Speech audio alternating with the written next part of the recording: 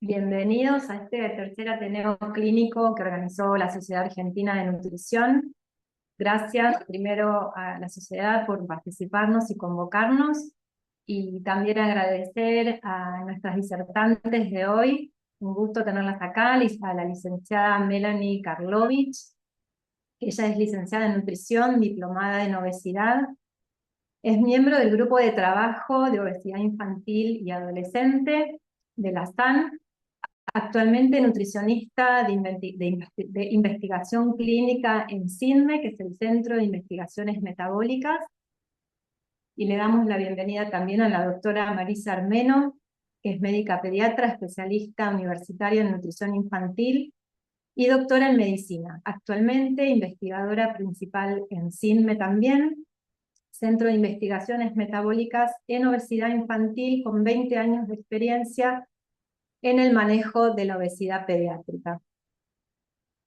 Bueno, ¿se escucha bien? ¿Estamos todos listos para empezar? Todos listos, gracias Jimé. Bueno, yo quiero agradecerle a Jimé, que es la coordinadora del Ateneo. Jimé fue residente mía cuando yo era joven y ella era mucho más chiquita. Se formó conmigo en obesidad, hacíamos talleres en su momento de obesidad infantil, así que para mí es un placer estar compartiendo acá con ella y con, bueno, una colaboradora más nueva como es Melanie, con la cual trabajamos mucho juntas, investigando en ensayos clínicos sobre estas medicaciones, como les decía Jime, y bueno, y trabajamos muy bien en equipo. Hoy somos partes del grupo de obesidad infantil de la SAN, como les dijo Jime, estamos representando a nuestro grupo hoy, dando este Ateneo. Así que si quieren, empezamos. Vamos a tratar de dejar las preguntas para después, pero si quieren también, como siempre, las pueden ir anotando en el chat, o mandándolas por, creo que es YouTube, ¿no, Jimé? Sí, tanto por acá, por Zoom, como por YouTube. Voy a estar atenta de recibir las preguntas y después al final ir compartiéndolas entre todos. Genial. Bueno, yo les comparto la presentación. ¿Quieren dar inicio? Eso, Sí, arrancamos. espera que voy a hacer algo más lindo, pues yo voy a quedar como que miro para arriba y no está tan bueno. A ver si lo presento acá. Ahí va. ¿Ahí ven la presentación? No, ven mi pantalla. No, sí.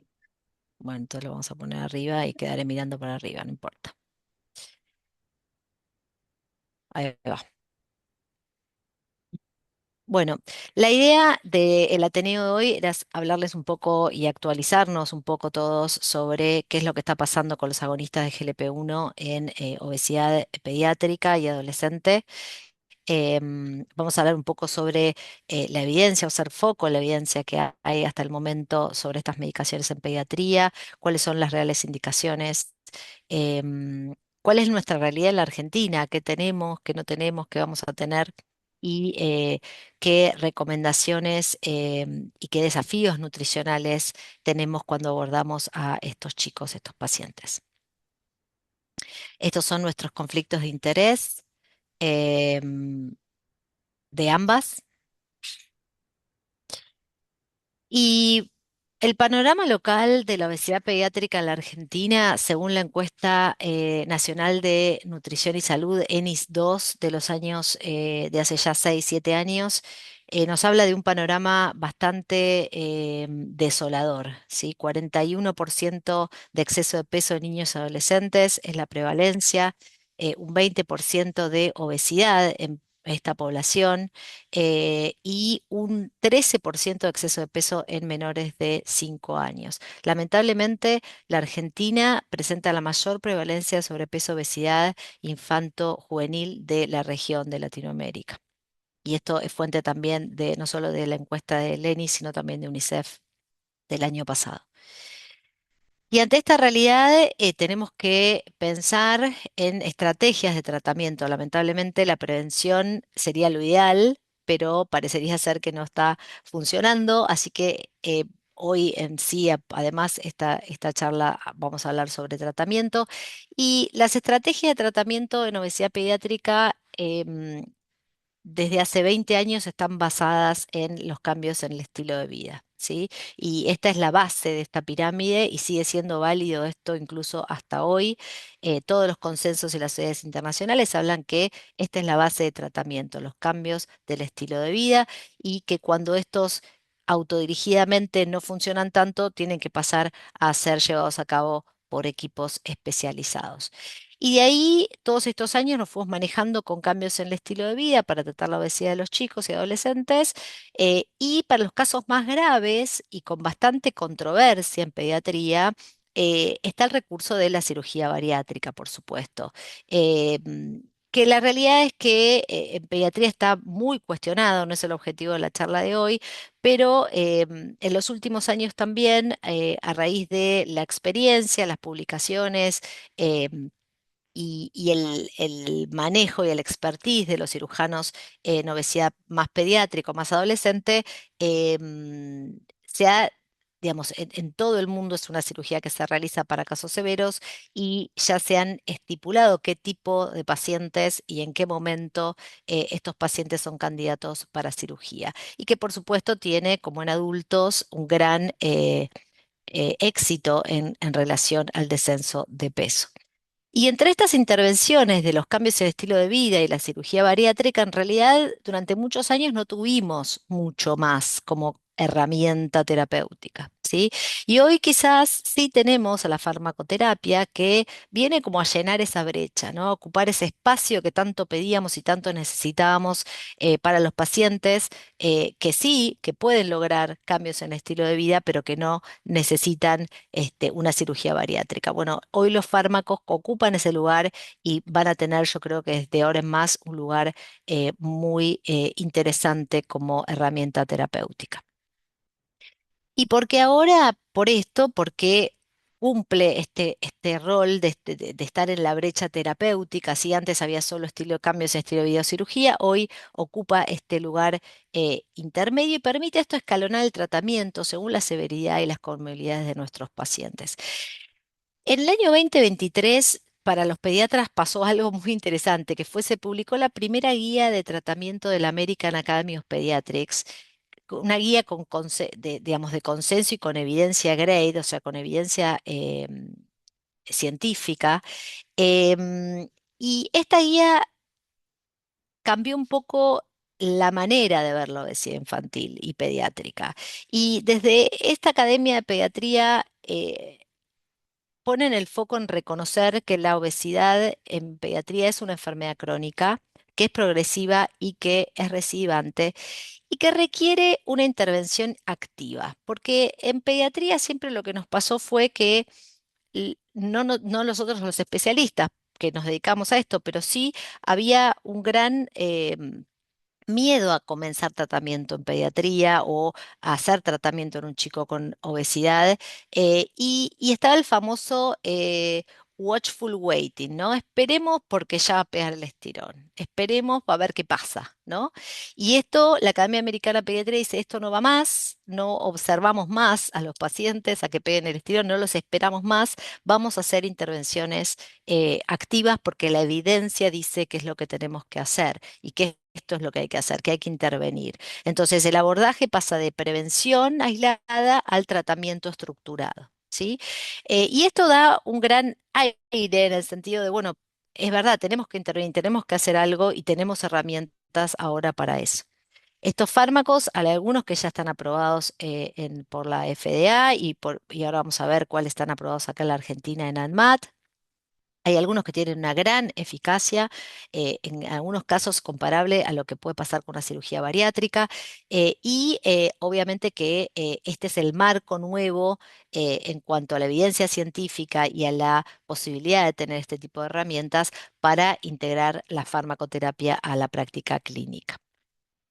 Entonces, de esperar y ver, de esta conducta expectante, pasamos a no esperar a la aparición de complicaciones para indicar un fármaco, no es el último recurso, sino tenemos que tratar a los pacientes al momento que nosotros hacemos el diagnóstico de obesidad, y esta enfermedad crónica exige intervención. Ustedes saben que además en pediatría tenemos el famoso fenómeno de tracking, de arrastre de la obesidad a la adultez. Entonces, no intervenir en la edad pediátrica o adolescente implica que seguramente ese paciente va a ser un paciente con obesidad más adelante en su vida, ¿sí?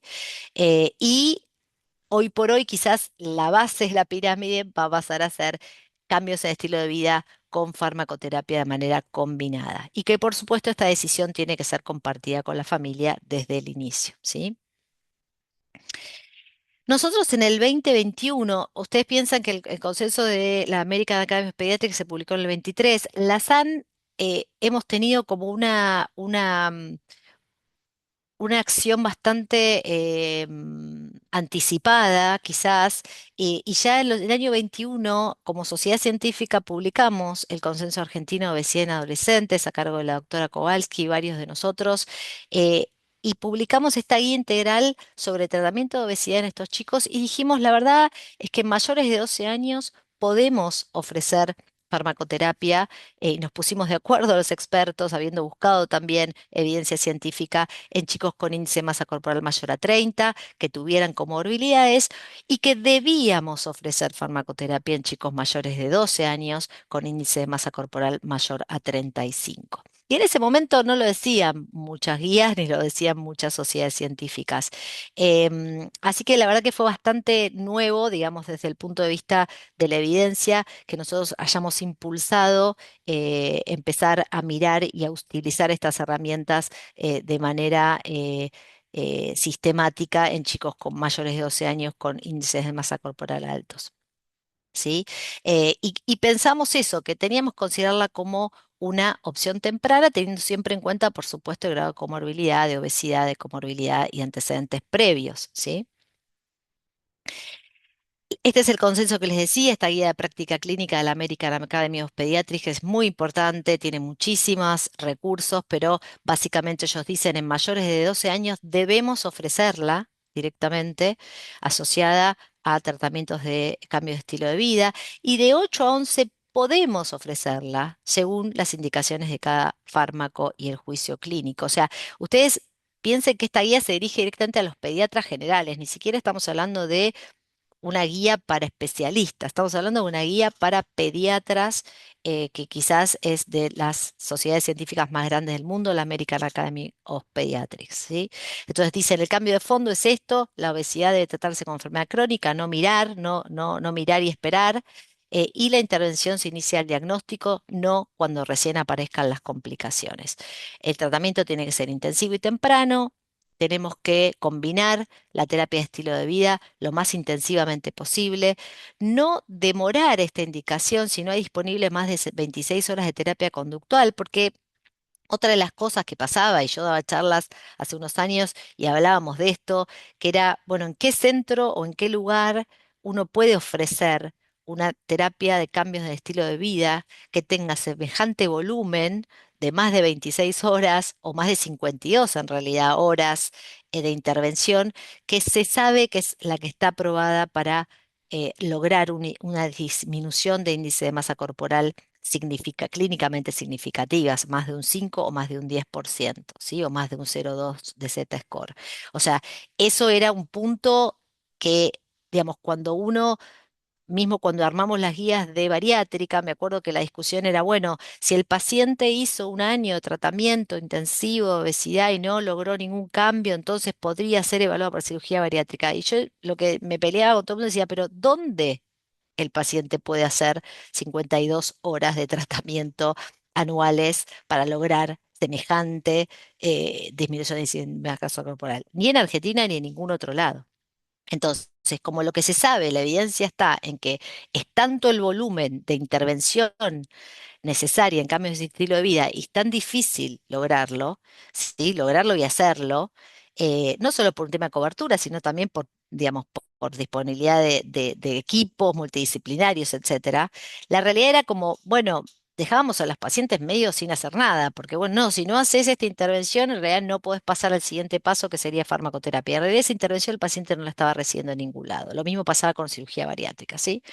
Y ellos dicen, bueno, la verdad, no hay que demorar por más que no, si no hay disponible una intervención tan importante, porque la realidad es que la mayoría de los centros no va a estar. Y que el enfoque tiene que ser multidisciplinario y centrado, por supuesto, en la familia. Después salen otras guías al año siguiente que son de la Preventive Services Task Force, que es una revisión de la bibliografía donde dicen justamente esto, que la recomendación es más de 52 horas, no más de 26, eh, de contacto en 12 meses. Estas causan reducciones clínicamente significativas del índice de masa corporal. O sea que dicen, bueno, existe la posibilidad de, con cambios en estilo de vida, lograr esto, ¿no? Y que hay evidencia insuficiente para recomendar la farmacoterapia, ni a favor ni en contra. Les preocupa a ellos la escasez de datos que encuentran de seguridad a largo plazo de estos fármacos y dicen, hay un solo ensayo clínico por fármaco en una sola población de determinada cantidad de pacientes, no hay evidencia suficiente para recomendarlos en pediatría. Por lo tanto, tienen su postura mucho más conservadora y prudente, a diferencia de lo que había recomendado la Academia Americana de Pediatría. Pero bueno, yo creo que es interesante conocer la evidencia y conocer todas las posturas, ¿sí? ¿Qué pasa en la SAP? Ese mismo año, la Sociedad Argentina de Pediatría renueva sus guías de práctica clínica de obesidad y el Comité de Nutrición tiene una posición también más conservadora. Ellos dicen, bueno, los cambios de estilo de vida son la principal estrategia terapéutica.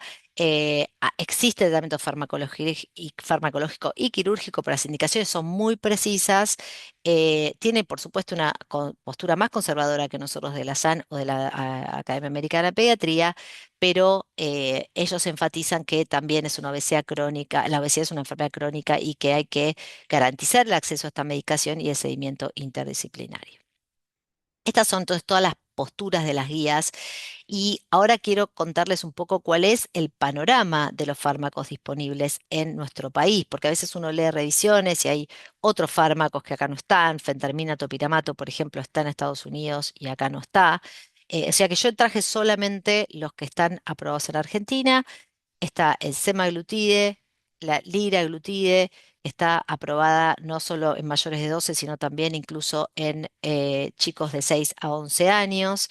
El Orlistat, que es una medicación que creo que es desde el año 2003, hace muchos años que usa esta medicación, es un inhibidor de la lipasa intestinal que provoca un 30% de mala absorción, ya lo deben conocer, pero la realidad es que el uso es limitado en pediatría porque la efectividad es modesta. Los trials hablan de 2 kilos, 2,6 kilos de descenso de peso al año de tratamiento. El perfil de efectos adversos gastrointestinal no es muy bueno, y la modalidad de uso, tenerla que comer en cada comida, tampoco es tan fácil y de aplicar en pediatría. Y después está, por si le suena, y no es un análogo GLP-1, se llama setmelanotide, es un análogo del receptor MR4, que es una medicación relativamente nueva, que está aprobada para obesidades genéticas en mayores de 6 años para determinados síndromes genéticos, y por supuesto no está disponible porque no está aprobada, se usa de manera off-label cuando el paciente realmente lo necesita. Pero hoy, por supuesto, nos vamos a enfocar en los fármacos GLP-1, que es la idea del Ateneo, y vamos a ver un poco cuál es la evidencia y cómo se aprobaron estos fármacos, que es lo que tenemos hoy acá en Argentina. Bueno, el liraglutida en adolescentes se aprobó este trabajo salió en el año 2020 del grupo del doctor Kelly. Fue un trabajo, un ensayo clínico que se llamó Scale Teens, se realizó en adolescentes entre 12 y 18 años, 251 adolescentes. Aleatorización fue 1 a 1. Un paciente iba a fármaco y el otro iba a placebo. La respuesta, por supuesto, eran pacientes que habían tenido respuesta insuficiente a cambios en estilo de vida. La dosis máxima a la cual se llegó fue de 3 miligramos día subcutáneo versus placebo. Se hicieron 56 semanas de tratamiento más 26 semanas de seguimiento de estos pacientes. Y el desenlace, o sea, el foco, el outcome principal de este trabajo fue el cambio en el puntaje de Z de índice de masa corporal a la semana 56. Y en ambos grupos, por supuesto, se lo siguió, además del fármaco o el placebo, con terapias de cambios en estilo de vida. ¿Cuál fue el desenlace? Bueno, hubo un menos 0,22 de cambio en el puntaje Z de índice de masa corporal. Recordemos, menos 0,2, ya menos 0,20 es clínicamente significativo, y hubo mayor reducción eh, de Z-score de índice de masa corporal con liraglutide frente a placebo. Eso fue significativo. Em, y a diferencia de adultos, no hubo diferencias significativas en marcadores cardiometabólicos ni la calidad de vida. En cuanto a seguridad, los efectos adversos gastrointestinales fueron los más frecuentes, 64, casi 65% versus 36. 13 pacientes suspendieron este fármaco por efectos adversos frente a cero con placebo. Y lo que los autores dicen es que no hubo efectos aparentes adversos sobre crecimiento en el desarrollo puberal, y hubo reganancia de peso tras la suspensión. ¿Qué podemos decir de fortaleza de este trabajo? Bueno, fue el primer ECA fase 3 que estableció la eficacia de la glutida en adolescentes de 12 a 18 años. Es un diseño bueno para un ensayo clínico, fue aleatorizado, doble ciego, controlado, placebo y multicéntrico. En ambos brazos tuvieron cambios en el estilo de vida y esto aísla el efecto del fármaco porque un brazo lo tuvo y el otro no. em, no hubo efectos adversos sobre el crecimiento del desarrollo puberal. Las limitaciones, que por supuesto hubo una reganancia de peso tras suspender el fármaco. Miren que cambia bastante, eh, aumenta un 0,15 desvíos estándar de índice de masa corporal versus placebo. No hubo mejoría significativa de marcadores cardiometabólicos ni calidad de vida, los efectos gastrointestinales. Por supuesto, fue un estudio fabricado por un sponsor que fue Novo Nordisk, y puede haber quizás acá un posible conflicto de interés, por más que estos trabajos se hacen con comités de ética, pasan por un montón de monitoreos, pero bueno, el sponsor sigue siendo el que desarrolló el fármaco. Y no midieron ingesta calórica en actividad física. El efecto fue modesto y la inyección fue diaria, ¿sí? ¿Qué pasó con la liraglutide en niños más chiquitos, de 6 a 12 años? Acá usamos otro tipo de punto como para dar el corte, menos 7,4% de descenso de índice de masa corporal con la liraglutide frente a placebo en 82 chicos más chiquitos. La media tenían 10 años, un índice de masa corporal 31, un peso de 70. eh, em, la mayoría de estos chicos tenían más de una complicación, aparte de la obesidad. Sí encontraron mejoría de la presión arterial diastólica y de la glicosilada frente a placebo en estos chicos, y los efectos adversos fueron mayores, un poquito mayor con la liraglutide, pero fueron leves a moderados. No encontraron tampoco efectos perjudiciales sobre talla, edad ósea ni desarrollo puberal, que es algo que siempre nos importa a los pediatras y los vemos en los trabajos. Fortaleza es un poco lo mismo, es un trabajo bien hecho. ¿Cuáles son las limitaciones? Que la muestra fue pequeña, 82 chicos. Hubo ciertos desbalances basales que pueden sesgar la comparación. Esto es importante cuando uno hace un ensayo clínico y compara dos poblaciones, placebo y fármaco. Deberían estas dos poblaciones ser muy parecidas. A ellos les dieron que ya desde el basal no eran tan parecidas. Eso no está bueno a nivel metodológico. Pero nada, es el único trabajo que hay por ahora, y está todavía en curso, porque este trabajo se publicó en el 2025, liraglutida más seguimiento de seguridad anual hasta 2 años, que obviamente nos va a dar datos a largo plazo. Esto a veces se hace, este tipo de ensayos clínicos, o se terminan las semanas de seguimiento, se les da a los pacientes la posibilidad de prolongar el estudio y ver qué pasa a los que recibieron el fármaco, y a los que no recibieron se les da el fármaco para ver a largo plazo cuáles son la evolución. Semaglutide, el estudio de Wehuber, publicado en 2022, en adolescentes de 12 a 18 años, es el ensayo STEP Teens, fase 3 doble ciego, también 200 adolescentes con obesidad o sobrepeso más una comorbilidad. Acá incluyó pacientes con sobrepeso más comorbilidades. Semaglutide es 2,4 semanal, subcutáneo. Esto para pediatría es muy interesante porque pasar de un fármaco diario a un fármaco semanal realmente es mucho mejor para los chicos que no se quieren pinchar, que son la mayoría.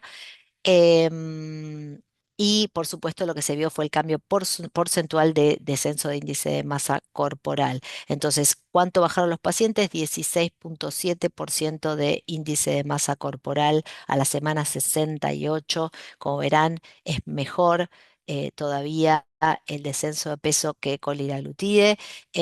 Mejoría además de cintura, glicosilada, lípidos, excepto HDL.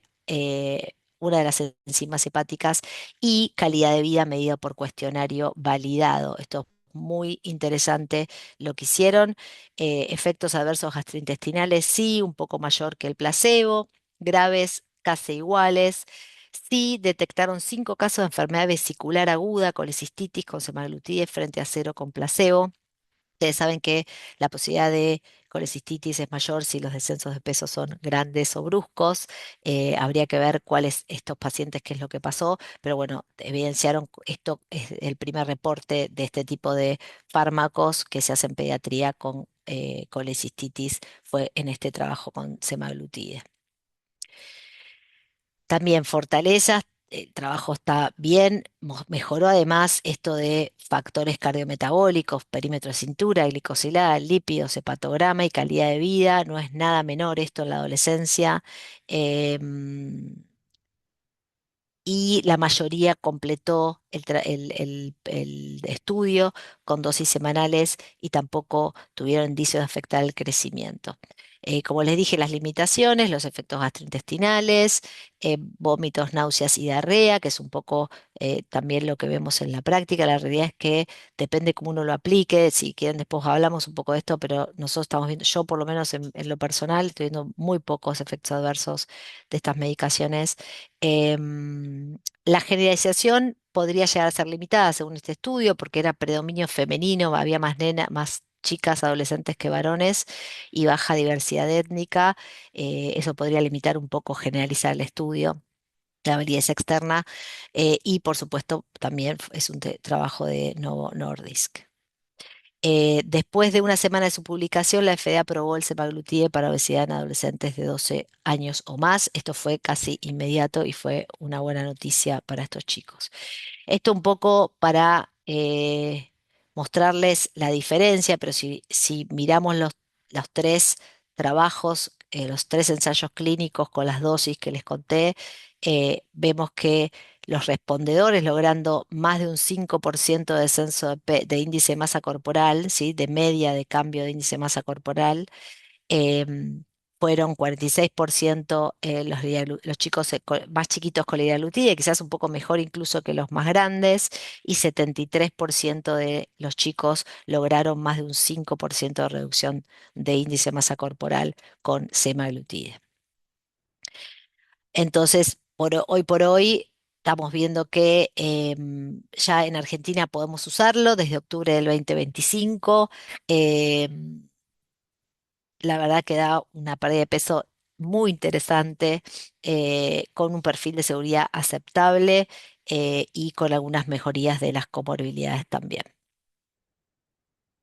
Y los resultados, obvio, hacen que quizás semaglutide sea hoy primera línea en adolescentes mayores de 12, si se puede usar mejor todavía porque da mejores resultados incluso que el liraglutide. Efectos adversos y precauciones, gastrointestinales ya hablamos, náuseas, vómitos, en general leves a moderados, mejoran con la titulación gradual de la dosis. Ustedes saben que una cosa es el ensayo clínico, donde uno tiene que cumplir con el aumento de dosis estipulada por el ensayo clínico, y otra cosa después lo que puede pasar en la práctica. Y de hecho, nosotros lo que hacemos es en el consultorio probablemente titular la dosis mucho más gradual que lo que hacen los médicos de adultos en pediatría, como para ver cómo los chicos toleran esta medicación. Hoy por hoy, aparte los chicos y los adolescentes ya vienen con algo de información, leen, miran en TikTok y en redes, y en general vienen y ya saben, o ya vieron, o tienen un pariente que lo usa y preguntan y dicen, "Y me va a doler, y voy a vomitar, y yo vi a tal que te cayó mal", entonces vienen y ya te empiezan a preguntar eh, qué se puede hacer. Eh, por supuesto, hay que valorar, valorar mucho la hidratación, eh, la comida, o eso va a hablar más Melanie, ahora vamos a charlar un poco también cuál es nuestra experiencia y la evidencia.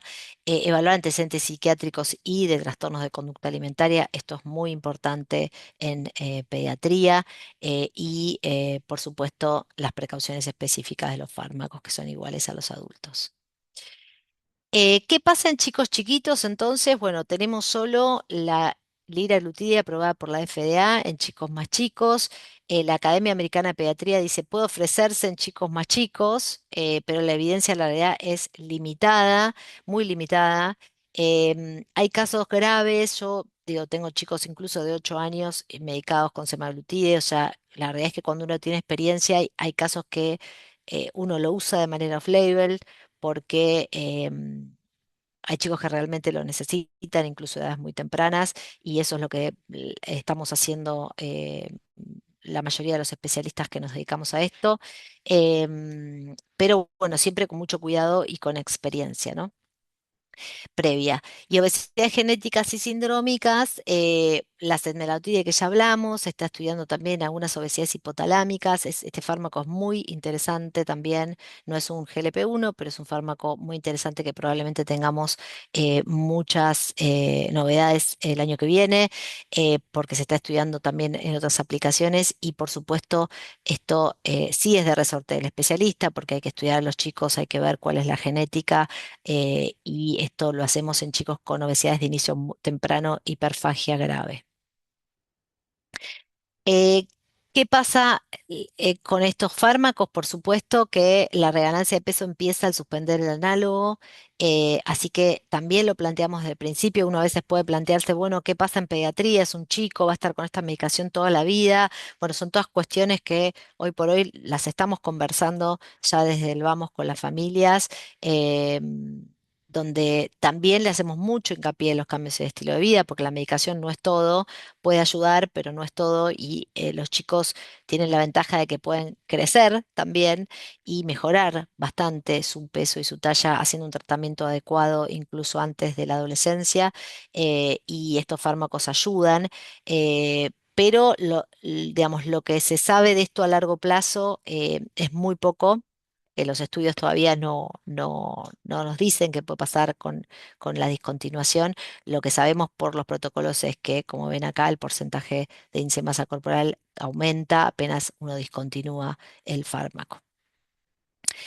¿Qué pasa en el crecimiento? No sabemos tampoco, porque la mayoría de los trabajos hablan de seguridad a las 12 a 17 meses de seguimiento, entonces no sabemos qué pasa en la talla adulta final, la salud y la densidad mineral ósea, si se preserva bien la masa magra, qué pasa con el desarrollo puberal. La realidad es que no hay evaluaciones de ensayos pediátricos que hablen sobre densidad mineral ósea. Obviamente que nos preocupa si estos fármacos quitan el apetito de manera tal que el chico se desnutre o se alimenta mal, por supuesto. Así que la postura crítica es, bueno, hay datos insuficientes sobre efectos del desarrollo, y se necesita un seguimiento extendido antes de adoptarlos masivamente, ¿sí?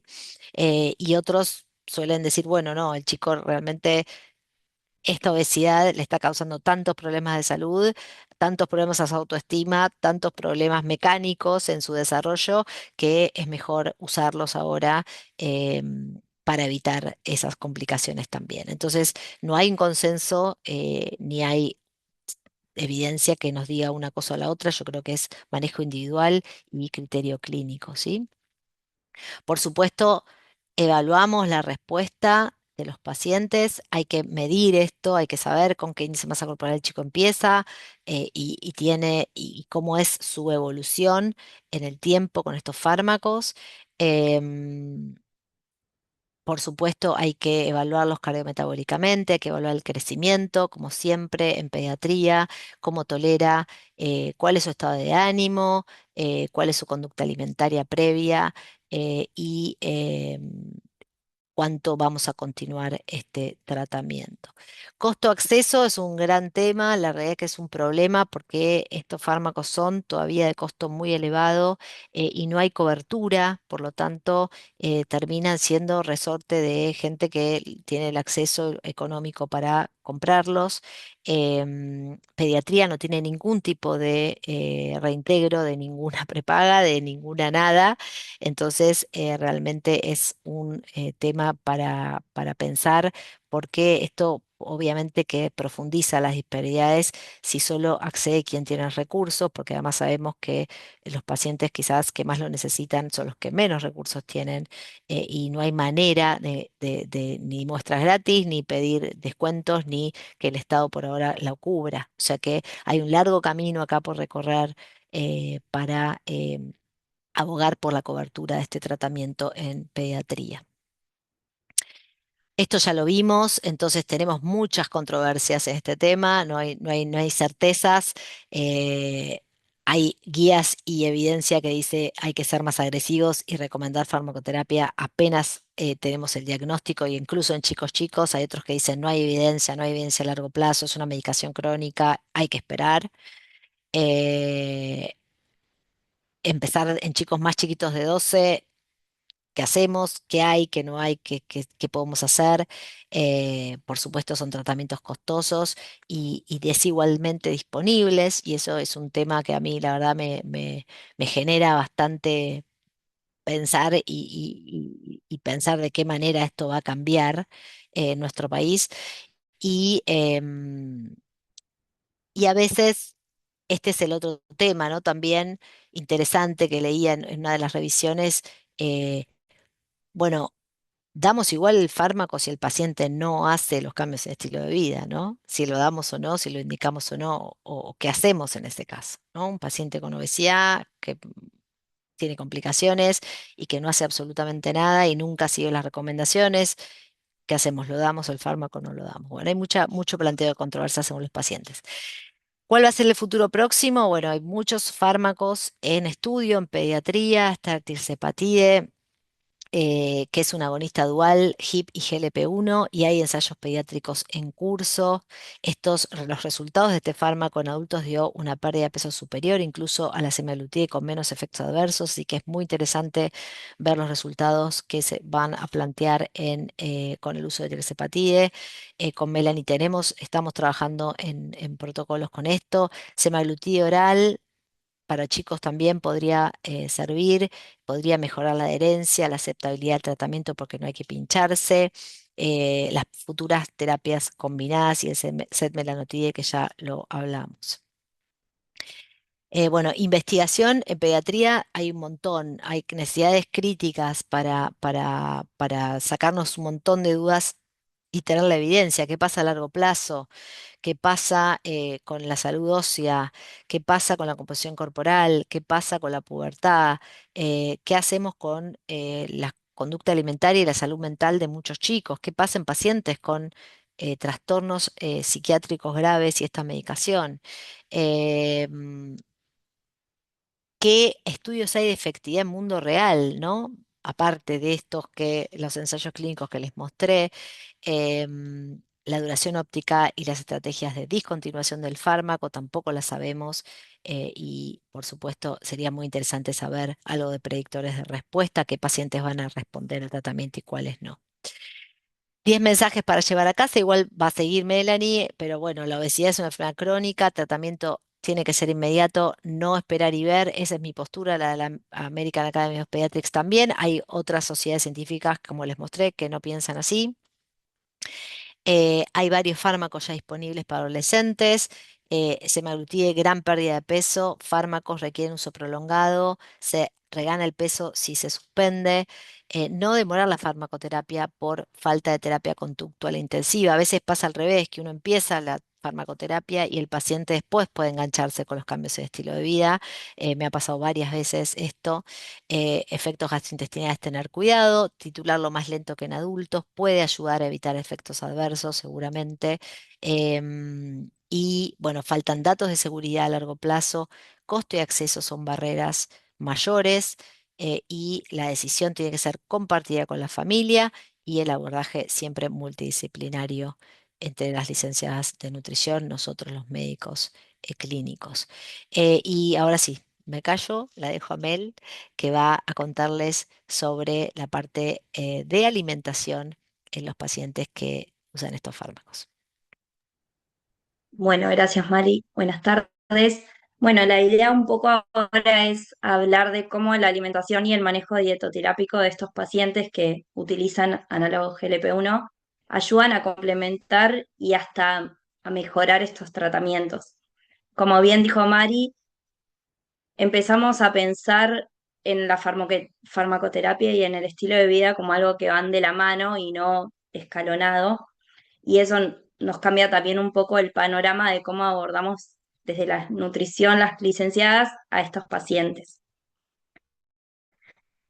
Y lo primero que tenemos que tener en cuenta es que estamos a fármacos que están cambiando y formando su conducta alimentaria y sus hábitos. Eso es como nuestra premisa para empezar. ¿Se me corta? No. Como para empezar a abordar estos pacientes. Y pensando intervenciones que favorezcan los cambios a largo plazo y que se puedan sostener.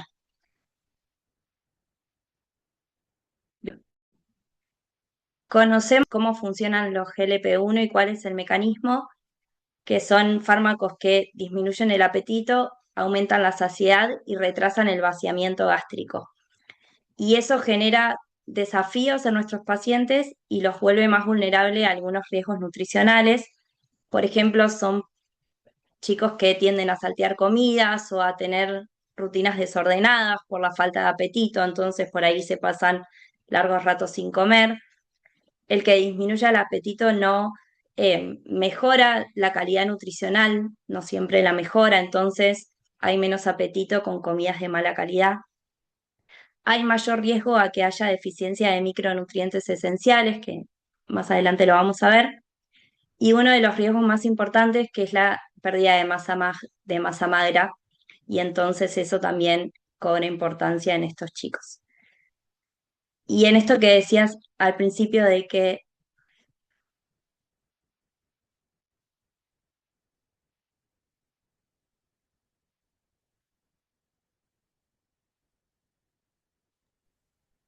¿Estás bien, Mel?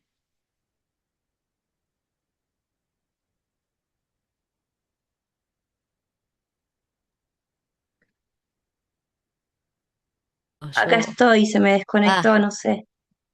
te estoy pasando yo igual, Acá ¿eh? estoy, Paso yo. no sé. Genial, no sé hasta dónde se me escuchó porque se me trabó toda la pantalla. Bueno, Ahí sigo. estás, ahí estamos. Em, em, nuestro, Nuestro objetivo deja de ser que los chicos coman menos y empieza a pensar, bueno, ¿cómo comiendo menos mantenemos la calidad nutricional? Y este gráfico, lo sacamos de una revisión reciente del año pasado, De este año es, no importa. Recién nos publicada. muestra como los cuatro pilares que tenemos que tener en cuenta, eh, recién publicada, las cuatro pilares que es el tratamiento y la alimentación de los pacientes que están con GLP-1. Por supuesto que la calidad de la alimentación y la selección de alimentos, los macronutrientes, pero también tener en cuenta la consejería nutricional, la educación nutricional, las técnicas de mindfulness, el control de la porción, los efectos adversos que, como dijo María, aparecen en más del 60% de las personas y de los chicos que lo utilizan. Y pensando que es un tratamiento a largo plazo, no olvidarnos del monitoreo y cómo acompañamos siguiendo y qué cosas tenemos que tener en cuenta de los micronutrientes, el acceso a la comida y la seguridad alimentaria. Si querés, Mari, pasa. Bien. Bueno, y es el pilar de la educación nutricional y el contexto familiar quizás sea uno de los más importantes, volviendo a lo que dije al principio de que son chicos y adolescentes que están formando su conducta y sus hábitos, y que los GLP-1 cambian la forma de reconocer las señales de hambre, de saciedad, de saciación. Entonces, eso lo tenemos que tener siempre muy presente para saber cómo acompañar y qué les tenemos que enseñar a registrar, usar técnicas de registro del hambre y la saciedad, escalas para que ellos puedan y las familias reconocer también estas señales, trabajar mucho el comer lento y sin distracciones y hacer mucho hincapié en el uso de pantallas a lo largo del día, pero por sobre todo a la hora de comer como principal distractor de este registro de la saciedad y saciación y demás y acompañar continuamente el favorecer una relación saludable con la comida, como cualquier tratamiento nutricional que hacemos con adolescentes, pero en estos chicos en donde su hambre, su apetito, su saciedad cambia de un día para el otro cuando empiezan a usar el fármaco, tenemos que estar puntualmente acompañando mucho este punto. Como dijo Mari, involucrar a la familia desde el principio y todas las recomendaciones que hagamos, adaptarlas al contexto familiar, a las costumbres, preferencias, a la situación económica y promover la comensalidad de nuevo. Quienes hacemos nutrición en pediatría sabemos que la comensalidad y el eh, indicar comidas acompañadas mejora la respuesta al tratamiento.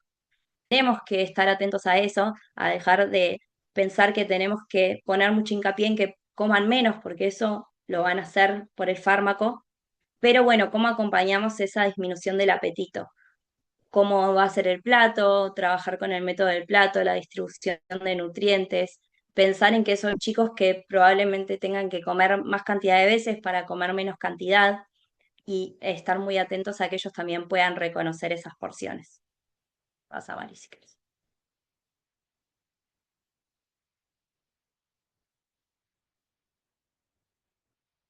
Bueno, y hablando de, sí, alimentos y nutrientes, sí, lo primero que vamos a pensar es en una alimentación equilibrada y variada y evitar dietas restrictivas. Ya vamos a estar usando un fármaco que ayuda a disminuir la porción, entonces lo que tenemos que asegurar es que no falte ningún grupo de alimentos y que haya variedad de alimentos para asegurar alcanzar los requerimientos. Uno de los macronutrientes que más lugar toma en la alimentación como alimento principal de la masa magra, con fuentes sobre todo que vengan del pollo, el pescado, los huevos, las legumbres. Las carnes rojas, tratar de disminuirlas por lo que sabemos que tienen riesgo también de aumentar las grasas saturadas y demás, y porque se observa en pacientes que usan GLP-1 menos tolerancia a las carnes rojas, entonces eso, teniéndolo en cuenta, nos ayuda a mejorar la ingesta de proteínas. Y no solo la cantidad total de proteínas en el día, sino cómo la distribuimos, que todas las comidas que va a ser tengan al menos una fuente de proteína. Y en chicos que tienen muy disminuido el apetito y la ingesta, podemos considerar la posibilidad de una suplementación proteica que se evaluará individualmente según los requerimientos y cómo sea su alimentación. Luego las grasas, que son uno de los nutrientes que generan como mayor aparición de efectos adversos. Cuando hay comidas en grasa, se observan más apariciones adversos, pero no por eso las tenemos que restringir, pensar mucho en la calidad, disminuir las saturadas para priorizar las saludables. Y si aparecen los síntomas gastrointestinales, sí ahí considerar individualmente disminuirlas. Bueno, luego carbohidratos y fibras, que como dije, no vamos a recomendar y vamos a tratar de evitar dietas cetogénicas y muy bajas en hidratos de carbono. Pensemos que son la principal fuente de energía y entonces necesitamos priorizar los complejos integrales y limitar los azúcares, los refinados y los hidratos de carbono que vengan de alimentos ultraprocesados. Líquidos, importante la hidratación, no solo para prevenir efectos adversos, sino también para evitar deshidratación, por lo menos 2 litros al día, o en chicos siempre mejor hablar de vasos.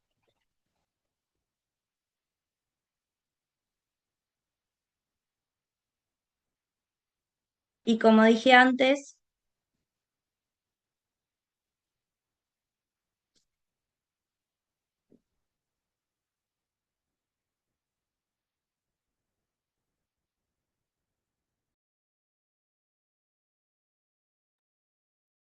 ¿Te escuchaba bien, Mela?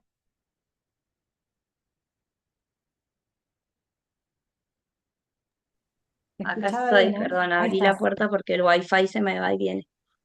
Y como dije antes, tener en cuenta la conducta alimentaria, no saltear comidas, la frecuencia de alimentos y la atención en el mindfulness. Pasa, Mari, si querés. Bueno, y ahora sí, hablando un poco de los efectos adversos, que es una de las principales cosas que, como mostró Mari, se vieron en los protocolos de investigación y en los estudios. em, la alimentación y un correcto acompañamiento desde la nutrición y la alimentación disminuye la aparición de efectos adversos. Cuando un chico o un paciente está bien acompañado y hace mejores selecciones de sus comidas, hay menos efectos adversos. Los principales son gastrointestinales, las náuseas, los vómitos, el estreñimiento, la diarrea, el malestar o el reflujo. No siempre conviven todos, según la persona puede aparecer uno, el otro combinados, y uno tiene que estar atento a las recomendaciones que hacemos para mitigar esos síntomas.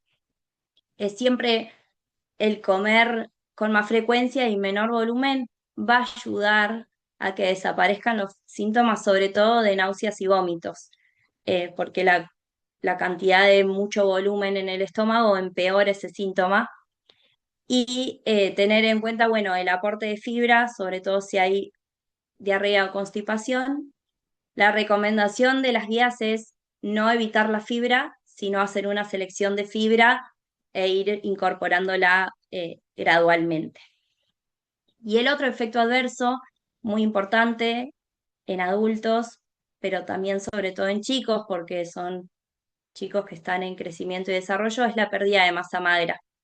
Y a eso le tenemos que dar seguimiento, no solo midiendo el peso y la masa corporal, sino evaluando el músculo con pruebas funcionales de fuerza y asegurando el aporte de proteínas a lo largo del día, así como también hacer una buena indicación de la actividad física. El ejercicio de fuerza en adolescentes es recomendado y debemos indicarlo bien con objetivos cortos, concretos, para que los chicos puedan realizar ejercicios que le ayuden a mantener su masa magra y disminuir la pérdida. Pasa, Mari, si querés.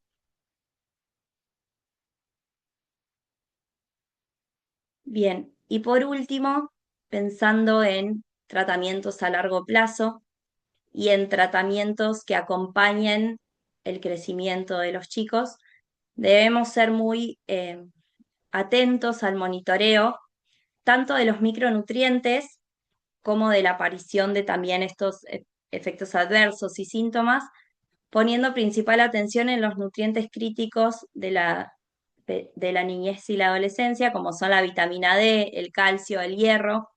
La vitamina B12, sobre todo en estos chicos con menor aceptación a las carnes rojas, que es algo que se ve mucho con los GLP-1, entonces tenemos que prestar atención y monitorear la vitamina B12 y en caso que sea necesario siempre suplementar.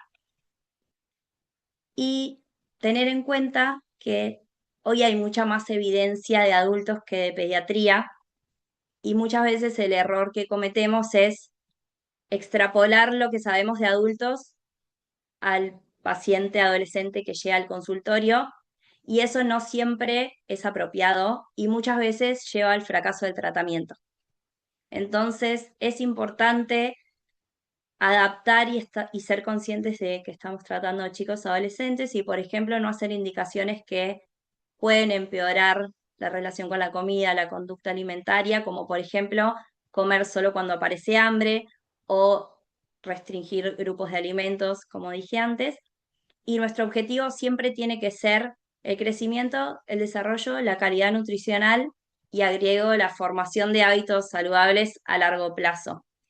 Eso es como que tiene que ser el faro de nuestro tratamiento como licenciados en nutrición. Y siempre que tengamos un enfoque flexible, familiar y adaptado a la cultura y a la familia de ese chico, vamos a tener mejor adherencia y mejor resultados. Y por último, como dijo Mari también hace un ratito, es importante que estos chicos sean tratados por equipos interdisciplinarios primero que puedan abordar el tratamiento en todo su espectro y especializados, tanto en obesidad como en pediatría. Muchas veces también el fracaso de los tratamientos es la mala indicación o la indicación al azar de pacientes que no conocemos o que llegan y enseguida tienen como la indicación del GLP-1 y un seguimiento a largo plazo para mejorar la adherencia, prevenir deficiencias y creo yo un poco, esto es una opinión más personal, pero achicar un poco esa brecha y esos desafíos que aparecían en las diapositivas finales de Mari.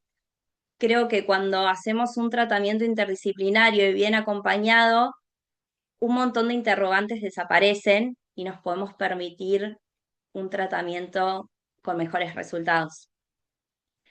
Y ahora sí, para cerrar, no olvidarnos, primero, que la obesidad es una enfermedad y hay que tratarla como tal, una enfermedad crónica de chicos que muchas veces acarrean la obesidad a lo largo de la vida, heterogénea, que no todos los fármacos ni todos los tratamientos van a servir para todos los chicos, ni tampoco para el mismo chico en distintos momentos de su vida, y compleja, y esto nos lleva a pensar que muchas veces tenemos que combinar terapias o combinar tratamientos o interponer, eh, intercalar terapias a lo largo de la vida y del tratamiento de estos chicos. Y eso. Perdón por los cortes de internet.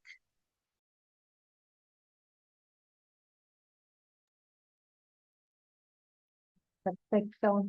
Muchísimas gracias. Te escucho muy bien igual. Em, Gracias porque, bueno, los objetivos de este Ateneo era un poco proponer revisar la evidencia científica más reciente sobre estos temas, analizar las indicaciones actuales de los agonistas GLP-1, reflexionar sobre estos desafíos que acompañan esta nueva era terapéutica, ¿no? Donde se integra estas nuevas herramientas en un abordaje interdisciplinario, teniendo siempre como centro al paciente y su familia. Así que bueno, muchísimas gracias de nuevo. Ahí ya pusieron algunos comentarios en el chat eh, y algunas preguntas. Así que vamos a empezar con la pregunta de Trinidad, que dice, ¿cómo haces con el tema de las fibras teniendo en cuenta la saciedad y la falta de hambre como acción del fármaco? Algo, Yamela, había dicho con respecto a la fibra, pero no sé si querés aclarar algo más.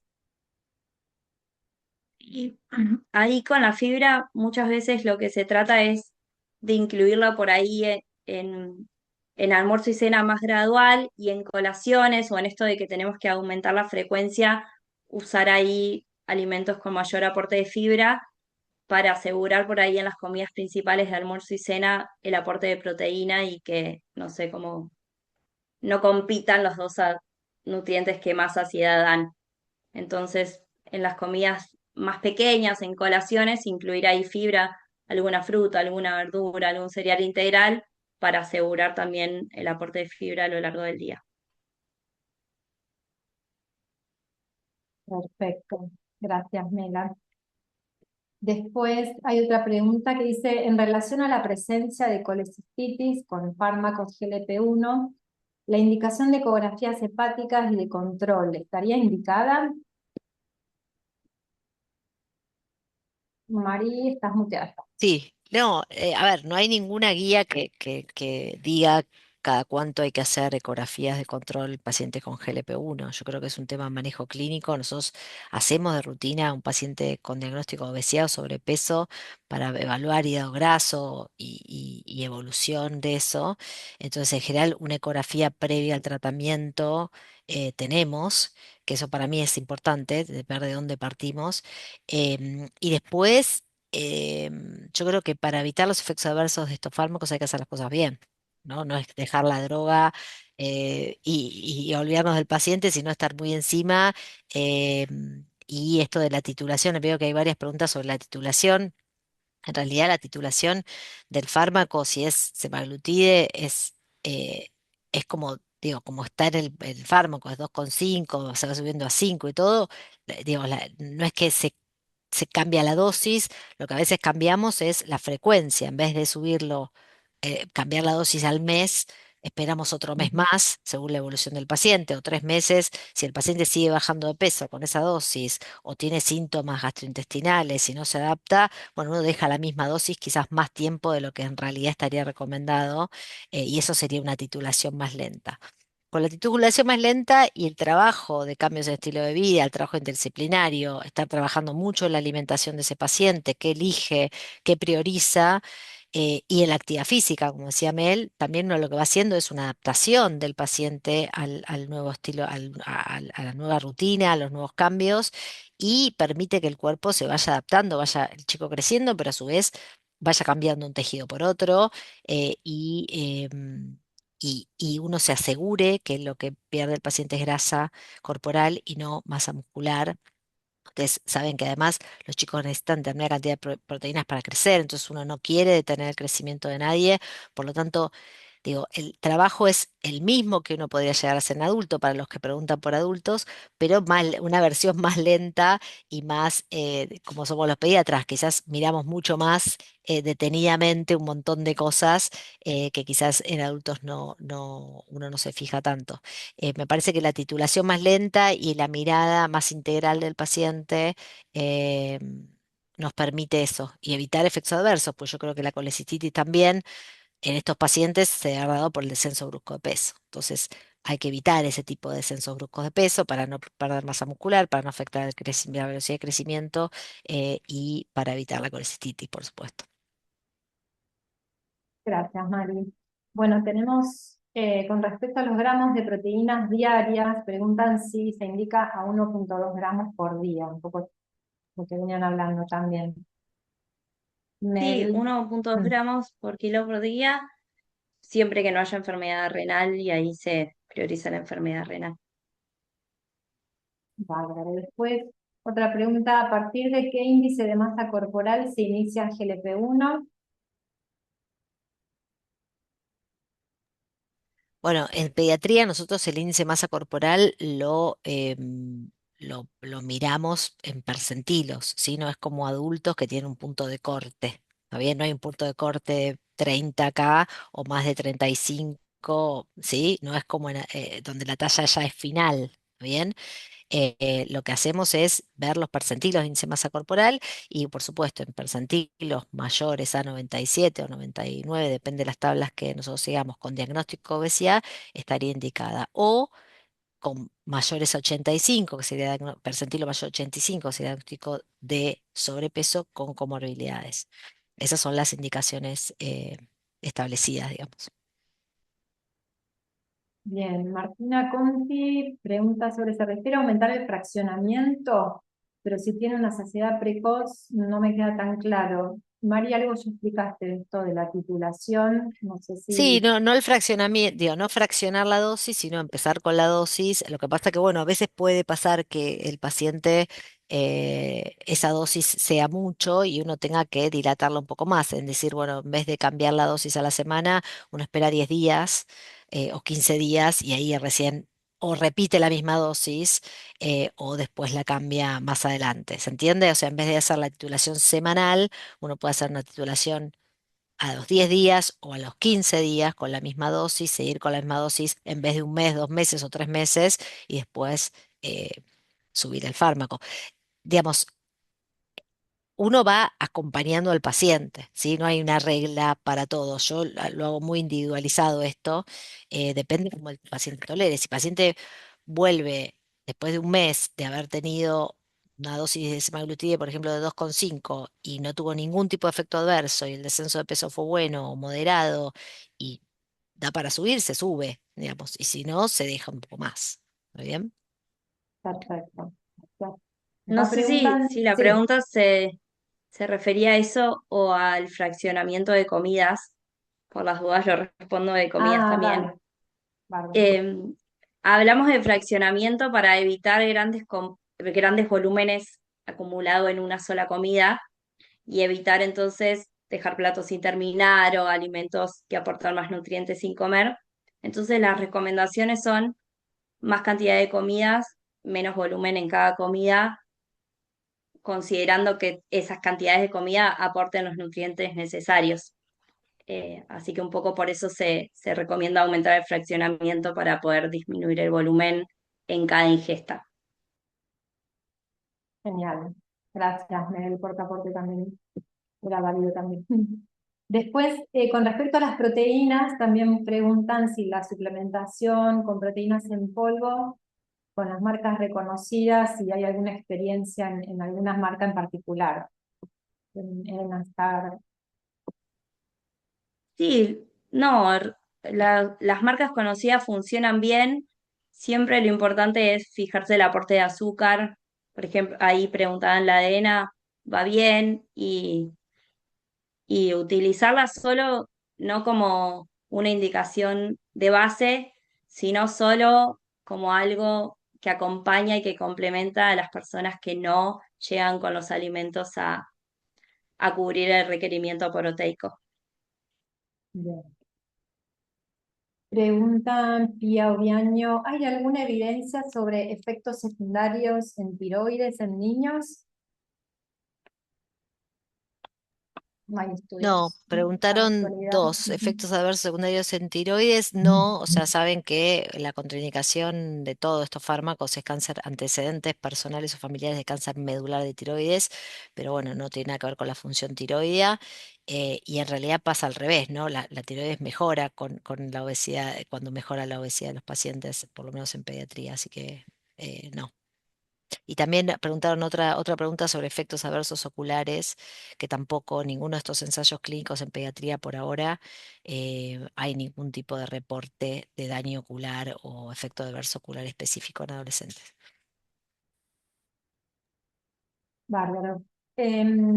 Gracias, Marisa. Después también hay una pregunta que está relacionada con otra pregunta también que dejaron en otro chat, que dice, ¿qué pasa con pacientes medicados con ácido valproico? Y podemos sumarla a la pregunta, a ver si la tengo acá. Em, ya les digo.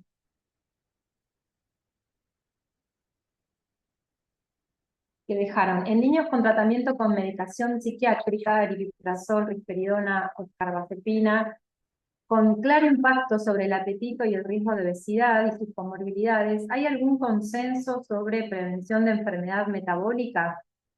En adultos se recomienda tempranamente el uso de metformina, a GLP-1, incluso se habló en el curso de psicofármacos, pero en niños no encuentro bibliografía al respecto, diciendo que estamos llegando tarde. Esas dos preguntas podrían responderse quizás juntas.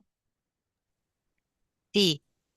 Em, Ese trabajo se publicó hace poco, el del uso de metformina, es como un consenso de expertos para pacientes psiquiátricos medicados con aripiprazol y ese tipo de drogas. Por ahora es ese mismo consenso de adultos, no hay material ni evidencia específica en pediatría que haya que poner metformina en pacientes pediátricos que vayan a empezar con aripiprazol, por ejemplo. No, no está. Eso por lo menos no hay evidencia en pediatría específica.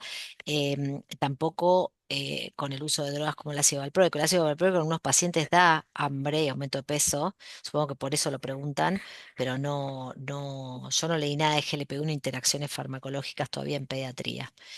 Son temas súper interesantes. La verdad que hay un montón de pacientes psiquiátricos medicados con obesidad, pediátricos que se verían muy beneficiados con el uso de estos fármacos. Yo he tenido pacientes así en consultorio, y hay mucho miedo de los psiquiatras y hay miedo de las familias a veces de usar estos fármacos porque en algún momento se ha hablado de algunos ensayos clínicos que había aumento de prevalencia de suicidio en relación a estos fármacos versus población de placebo.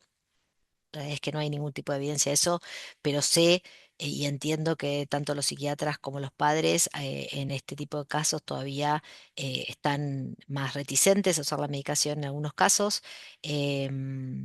Y creo que hay que esperar que salga evidencia científica. Seguramente estén haciendo trabajos al respecto. Muchas gracias. Después se refieren, Mariana Antunes pregunta si tiene hígado graso, ¿el descenso de peso debe ser más gradual o se continúa a titulación según evolución?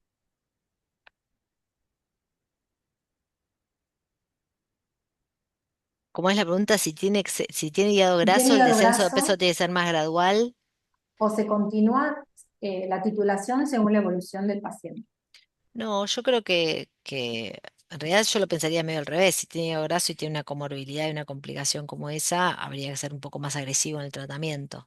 Ujú. Pero la realidad es que, digo, este tipo de drogas me parece que hay que usarlas con mucho respeto porque no sabemos tanto y como les mostré no hay tanta evidencia y muy individualizadamente mirando muy bien qué es lo que le estamos dando al paciente y cómo el paciente evoluciona con estas medicaciones, tratando de evitar los efectos adversos y el tiempo y el timing me parece lo marca el paciente, ¿no? El paciente y la familia y nosotros acompañamos y tratamos de evitar efectos adversos, por supuesto, pero no he leído ningún tipo de intervención más o menos rápida en función de las comorbilidades, si esa es la pregunta. Pues Malena comenta y también hace una reflexión. Buenas tardes, es controvertido establecer hábitos y conductas en niños y adolescentes cuando el fármaco interfiere en el hambre y la saciedad. Me queda siempre el interrogante de pensar si el GLP-1 interfiere en la generación de buenos hábitos y de emplear psiconutrición. Sí, es una buena reflexión. Mm. Ahí lo que está bueno pensar es, el GLP-1 ayuda a controlar los impulsos y las comidas por emociones, que es en lo que más trabajamos, no sé, Malena, si sos licenciada, pero que es lo que más trabajamos en la consulta de nutrición. Bueno, estos impulsos, el deseo por lo dulce, el deseo por alimentos más calóricos e hipercalóricos, el GLP-1 actúa sobre eso y ahí nos encontramos como en un dilema de, bueno, eso lo uso como un beneficio para, bueno, con eso controlado puedo trabajar muchas otras cosas. eh, y nuestro trabajo también es lo que decía al principio de ayudarlo a entender esas señales exageradas, por decirlo de alguna forma, de saciedad y apetito disminuido y trabajar con muchas herramientas que al paciente le permitan identificar esas señales para generar como esas conductas y esos buenos hábitos de selección de alimentos, como con ese impulso controlado, no sé, puedo elegir mejor qué quiero comer, entonces elijo alimentos de mejor calidad, puedo permitirme probar más alimentos e incorporar más variedad de alimentos, pero sí, creo que es un dilema que nos aparece siempre que tenemos un paciente adelante con GLP-1, chicos y adolescentes y adultos también, y está bueno eso, como usar el GLP-1 como, yo siempre uso el ejemplo de que el GLP-1 es como un monopatín que arrastra y nosotros con la alimentación y la actividad física lo tenemos que empujar. Entonces, bueno, el GLP-1 va y nos podemos tomar más tiempo en trabajar todas esas cosas para mejorar la conducta y los hábitos. Gracias, Mel. Muy interesante. Hay una pregunta en YouTube también que dice, hola, ¿en la práctica se recomienda acompañar el consumo de omega 3 o esperar a ver resultados del perfil lipídico? Si fuera así, ¿a qué dosis en su experiencia suele darse? Gracias. Y también había una pregunta que decía en el chat, acá en el Zoom, ¿a partir de qué edad se pide lipoproteína? Pueden juntarse quizás algunas preguntas también. Perdón, la primera era sobre omega 3. Sí, sí, se recomienda acompañar el consumo de omega 3 o esperar a ver los resultados del perfil lipídico. No leí nada de eso. No, Eh, no sé, ¿vos leíste algo, Mel? no, nada, digamos, con evidencia suficiente, pero sí siempre como promover el consumo de omega 3, sobre todo de alimentos, y como uno recomienda en pacientes con el perfil lipídico alterado, y bueno, ir evaluando. Y la otra pregunta, ¿cuál era, Jimé? ¿A partir de qué edad se solicita, se pide la valoración de lipoproteína A?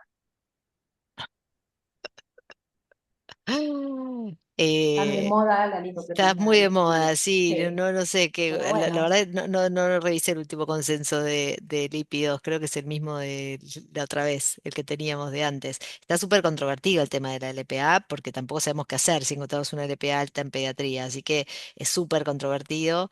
En general la pedimos cuando hay antecedentes familiares de LPA alta o de hipercolesterolemia en la familia, estudiamos a los papás y a los chicos y vemos un poco qué hacemos con eso, pero no relaciona con el GLP-1, que es el tema del Ateneo.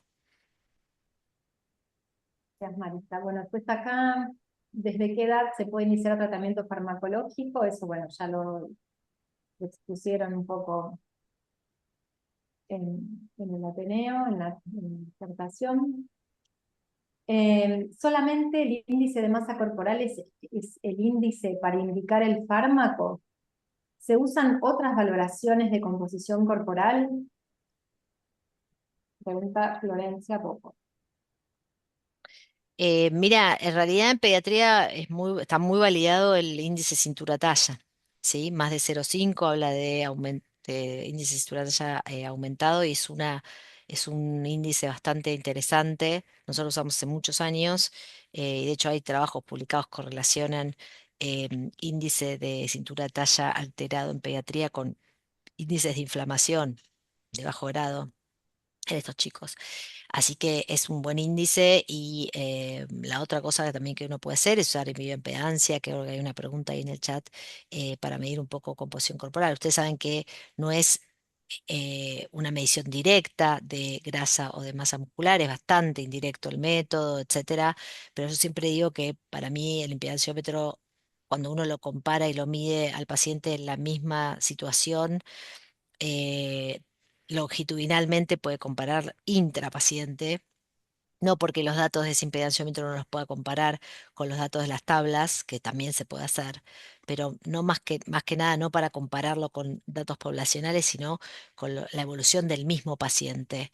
Y uno va viendo si el paciente pierde músculo o pierde grasa. ¿Sí? Hay otras mediciones para hacer, hay parte, digamos, uno puede hacer em, em, mediciones antropométricas de pliegues, si uno tiene un antropometrista en el consultorio, por supuesto, pero yo creo que cintura talla es un muy buen índice, y si uno tiene un impedanciómetro y puede seguirlo longitudinalmente al mismo paciente y medir las mismas condiciones, también puede servir, por más que no está 100% validado en pediatría, puede servir como para ver la evolución de la grasa y el músculo en el mismo chico a largo plazo.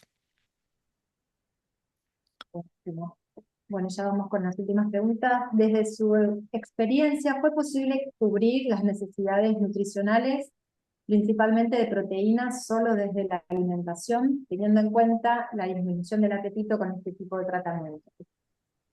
Sí, sí, la mayoría de los chicos lo cubren con alimentos, por ahí hay que estar más atrás, pero sí, sí, es la mayoría. Y después preguntan, interesante también, ¿el fármaco se piensa como tratamiento crónico? Sí, es muy interesante. Bueno, una de las controversias que yo les puse en uno de los slides era esa, ¿no? ¿Qué hacemos a largo plazo? ¿Qué pasa en estos chicos? No tenemos estudios de más de 58, 68 semanas. Va a haber estudios a 5 años, de seguimiento, o sea que vamos a saber un poco más, pero, pero bueno, repetimos, ¿no? La obesidad es una enfermedad crónica, recidivante. Si el fármaco se saca, el paciente tiene riesgo de aumentar de peso. Yo creo que en pediatría tenemos la gran ventaja de que si uno empieza el tratamiento en un chico que a los 12 años es un prepúber o un varón, por ejemplo, que tiene que pegar estirón y va a crecer y uno lo acompaña en todo ese proceso, también tenga chance después de poder discontinuar el fármaco, porque el chico en ese proceso puede hacer un gran cambio en su composición corporal, y teniendo mucha más masa muscular, más testosterona, más talla, etcétera, puede lograr un gran cambio, y con eso descontinuar después el fármaco o por lo menos bajarlo a dosis, de mantenimiento bajitas, ¿no? Pero bueno, son todas especulaciones mías de lo que yo creo que puede llegar a pasar. La verdad que no tengo tan, digo, semaglutide se aprobó el año pasado en octubre, o sea, no tenemos tanta experiencia tampoco nosotros a largo plazo, por más que yo liraglutide lo hemos usado hace mucho, tampoco es el largo plazo, de esa medicación la tengo porque era una medicación diaria, de aplicación diaria, y la verdad es que la mayoría de los pacientes eso tampoco lo toleraban. Entonces no hay mucho, por lo menos en lo personal, tanta experiencia de pacientes de años de liraglutide. Y SEMA, bueno, estamos haciendo la experiencia, así que eso vamos a tener que, pero vamos a tener que repetir esta tener un par de años. Bueno, una última pregunta acá en YouTube y ya vamos cerrando. Muy lindas disertaciones, y comenta Patricia Palenque, consulta. Si el paciente con obesidad grave tiene buena adherencia al cambio de hábitos, con descenso esperable semanal, ¿esperan para iniciar el tratamiento con GLP-1? Muy buena pregunta también. Todas las preguntas son muy buenas. Sí. Hay unas que nos dan unos tics, nos detonan. Vamos de vuelta, dale, que estaba leyendo otra que Sí. salió y me Ah, distraje. ok, ok. Perdón. Consulta, ¿no? Si el paciente con obesidad grave tiene buena adherencia al cambio de hábitos con descenso esperable semanal, ¿esperan para iniciar el tratamiento con GLP-1? Sí, yo sí. O sea, todo lo que el paciente pueda hacer solo, sin fármaco, siempre será bienvenido. O sea, si realmente es un paciente con mucho exceso de peso y se pone las pilas y empieza un tratamiento multidisciplinario bueno, bien hecho, y si empieza a bajar de peso, por supuesto que sí. Digo, uno no le Yo ni te ofrece hablar. esto. No, no, digo, uno no lo ofrece porque sí, ni porque nada. En realidad, además, si uno lo piensa, no solo es el diagnóstico de obesidad, sino una de las características para indicarlo es habiendo tenido un mal progreso de, digamos, habiendo no tenido efectividad con cambios de estilo de vida al menos 6 meses. Eso lo dicen los fármacos. O sea, uno debería hacerlo si el chico no tuvo ningún tipo de cambio en el peso con cambios de estilo de vida al menos durante 6 meses. Y ahí sí uno podría indicar el fármaco.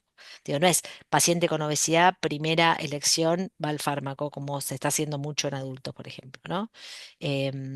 Entonces ahí sí, bueno, hay que implementar cambios de estilo de vida, ver qué pasa. Si el chico viene bien, seguimos hasta que tenga, no sé, venga mal o pare, ¿no? Eso creo que lo hacemos todos. Pero no, no, yo no lo indicaría así porque sí, ni hablar.